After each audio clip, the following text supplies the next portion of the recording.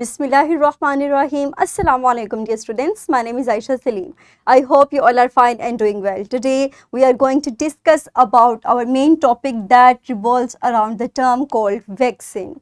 So in today's SLO we are going to describe the role of vaccine in immunity and we'll explore some basic strategies on how vaccines can be created. तो आज के lecture के अंदर हम vaccines को describe करेंगे, उनकी working को एक्सप्लेन करेंगे और फर्दर उन स्ट्रेटजीज को डिस्कस करेंगे जिनके तहत हम वैक्सीन्स को बना सकते हैं.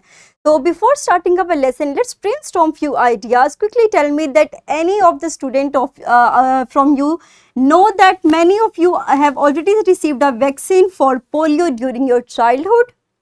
Can anyone share your experience of that vaccine? Very good. So dear students, आज के लेक्चर में हम इन्हीं वैक्सीन के बेसिक टॉपिक को डिस्कस करेंगे और सीखेंगे इसकी वर्किंग के बारे में.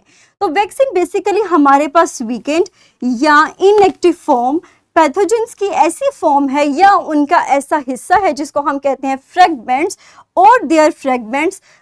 They may be either protein or antigen that injected in our body and triggered the immune response. तो वैक्सीन का बेसिकली हमारी बॉडी के अंदर फंक्शन यही है कि ये हमारे इम्यून सिस्टम को ट्रिगर करती है. और किस तरह ट्रिगर करती है? या तो वीकेंड वायरस के जरिए या इनएक्टिव वायरस के जरिए या फिर पैथोजन के किसी भी फ्रेगमेंट के जरिए. वो फ्रेगमेंट कोई प्रोटीन भी हो सकता है, इसके अलावा वो फ्रेगमेंट कोई एंटीजन का पार्ट भी हो सकता है. तो हमारे पास यही पैथोजन बॉडी के अंदर जब इंजेक्ट होते हैं तो ये इम्यून रिस्पॉन्स को ट्रिगर करते हैं जो कि इन रिजल्ट में एंटीबॉडीज को जनरेट करती हैं. और after the generation of these antibodies हमारी बॉडी जो है उस डिजीज के खिलाफ अपना एक प्रोटेक्टिव एक आर्मी तैयार कर चुकी होती है और फिर हम उस डिजीज से बच सकते हैं. अगर हम इसकी वर्किंग के ऊपर गौर करें तो in the first process the lived और attenuated virus is delivered by the syringe into the human body and then after entry this virus starts replicating itself. Replicate करने के बाद सेल उसी इंस्ट्रक्शन को रीड करेगा और अब ज़्यादा से ज़्यादा वायरस की मल्टीप्लिकेशन को स्टार्ट कर देगा. Instructions are read and cells make more viruses. After that the replicated viruses are taken in by the antigen presenting cells. क्या आप मुझे बता सकते हैं कि what are the antigen presenting sales?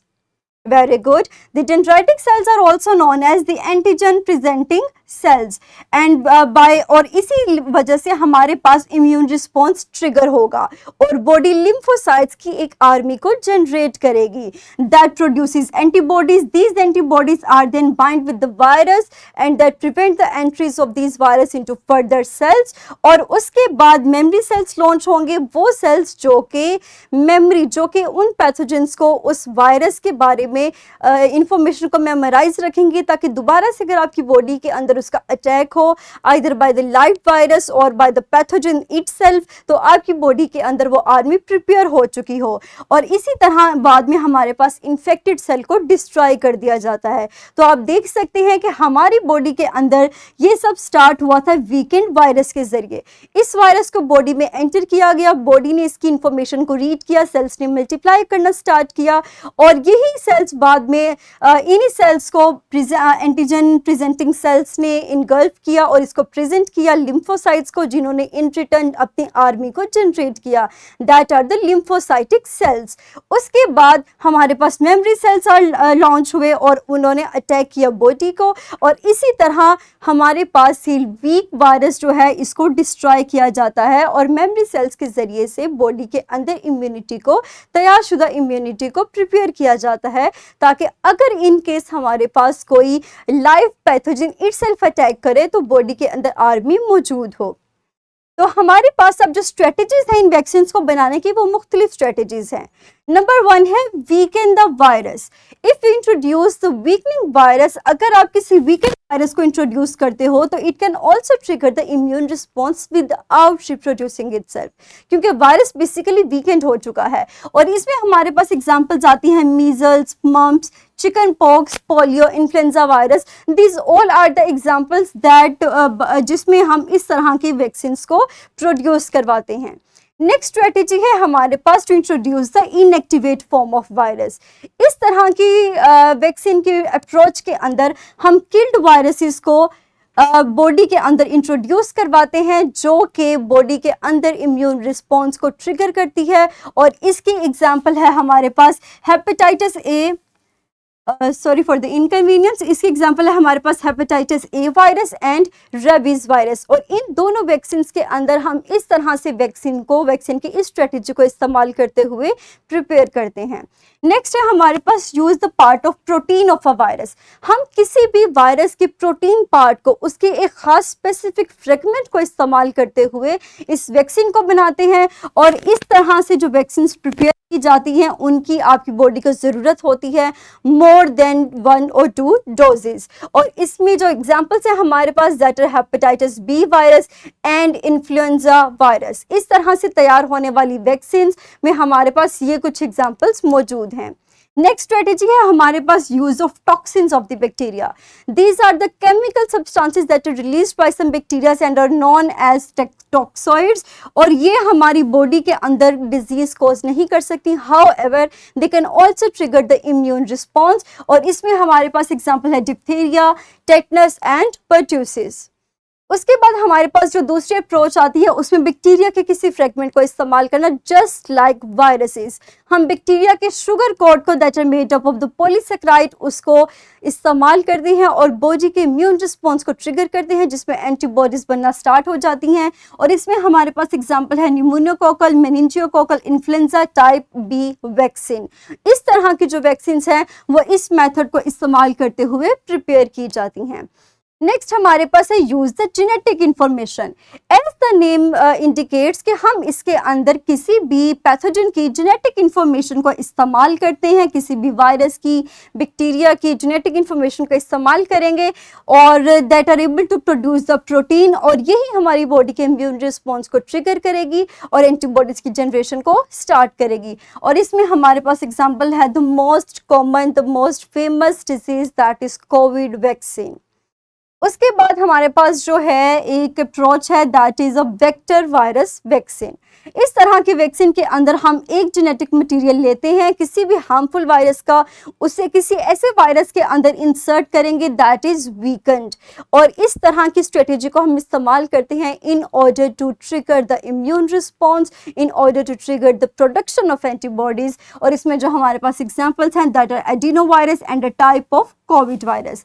तो ये कुछ हमारे पास स्ट्रेटेजीज थी जिनकी मदद से हम अपनी डिफरेंट स्ट्रेटेजीज को इस्तेमाल करते हुए, टेक्निक्स को इस्तेमाल करते हुए वैक्सीन्स को क्रिएट कर सकते थे। अब हम अपने इसी स्किल नॉलेज को इस्तेमाल करते हुए अपने स्किल 3.10 को अचीव करेंगे। And in this skill will आप डिफरेंट अपने आइडियाज़ को इस्तेमाल करते हुए, इसका जो बेसिक ऑब्जेक्टिव है ये है कि आप अपनी नॉलेज को इस्तेमाल करते हुए आप अवेयर करेंगे for the betterment of society along with enhancing skills of team communication and application। और इस स्किल को अचीव करने के लिए आप डिफरेंट चार्ट्स, पोस्टर्स वगैरह की मदद से उनको तैयार करेंगे और अपनी क्लास के अंदर, अपने स्कूल में या फिर अपने किसी नियर बाय सोसाइटीज़ के अंदर इन अवेयरनेस को फैलाएंगे। नेक्स्ट हम अपने लेक्चर को समराइज करते हैं। आज हमने सीखा वैक्सीन के बारे में। तो वैक्सीन हमारे पास बेसिकली कोई भी इनएक्टिव या फिर वीकेंड या फिर किसी भी पैथोजन का कोई भी पार्ट, कोई फ्रेगमेंट होता है जिसके ज़रिए से हम बॉडी के इम्यून सिस्टम को ट्रिगर करते हैं।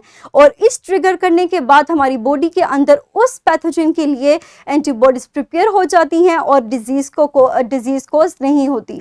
अगर हम इसकी वर्किंग को देखें तो हमारे पास किसी भी वीकेंड वायरस को बॉडी के अंदर इंट्रोड्यूस करवाया जाता है।